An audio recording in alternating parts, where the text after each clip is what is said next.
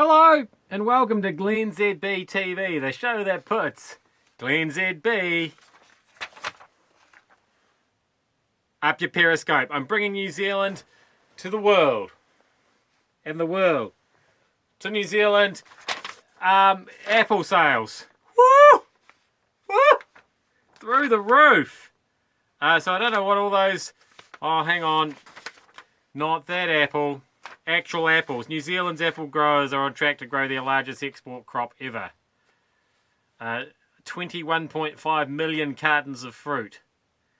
This in no way goes to explain why I can only ever get stinky, yucky Royal Gala that are too sweet and crumbly, or horrible sour Braeburn. Where are all the nice ones? Where are all the nice Jazz apples and Fuji apples and Pacific Rose apples? Why do you have to export all... Yes, exactly. Sent to China, probably.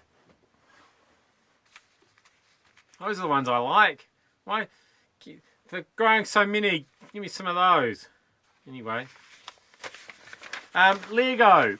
I've got a small issue with your timeline. The world's biggest Lego store. This is exciting to me. Are you a Lego fan? I loves me some Lego. Always have, probably always will. The first thing I ever bought when I got a real job and had my own money was some Technics Lego. I know I was an adult man and I probably should have been saving up for a car or something, but I never could afford the Technics Lego until I had a job. So I went and bought it and then I made it. And then I thought, that was a lot of money to spend on something that's just now sitting there. Anyway, the world's biggest Lego store is open in London. It has a replica London Underground carriage made of 640,000 Lego bricks.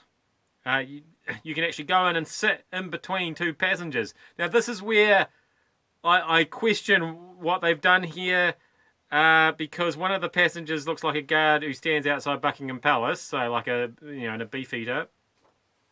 Royal Scots Guard person. On the other side, there's a Lego model of William Shakespeare. Now, what the hell is William Shakespeare doing on an underground train? That doesn't make any sense. They hadn't invented trains of any kind as far as I'm aware.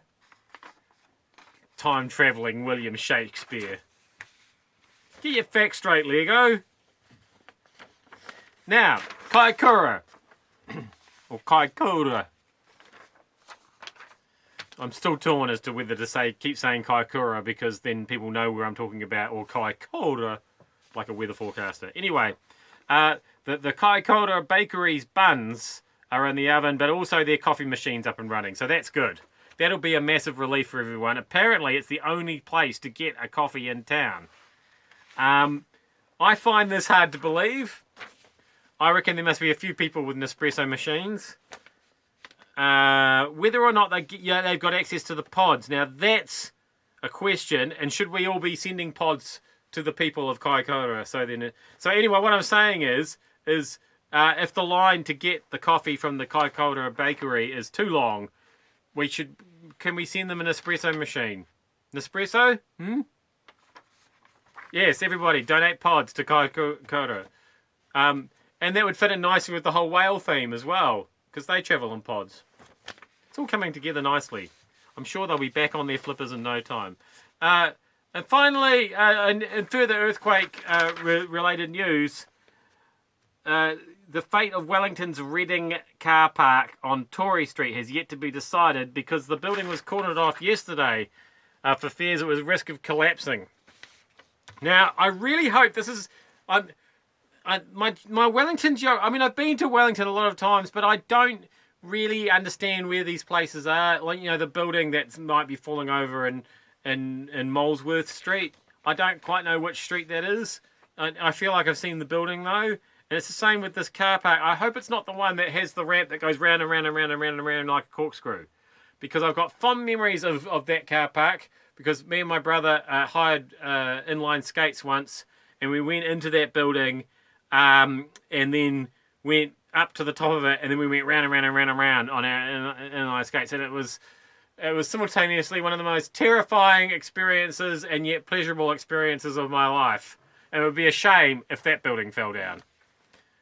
Although, imagine if you were going round and round and round and round and round it, and it fell down at the same time. That would be even scarier.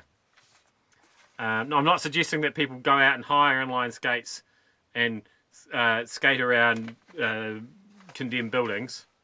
Or am I? Thanks for having me up your Periscope. That was glennzb TV for Friday and the week.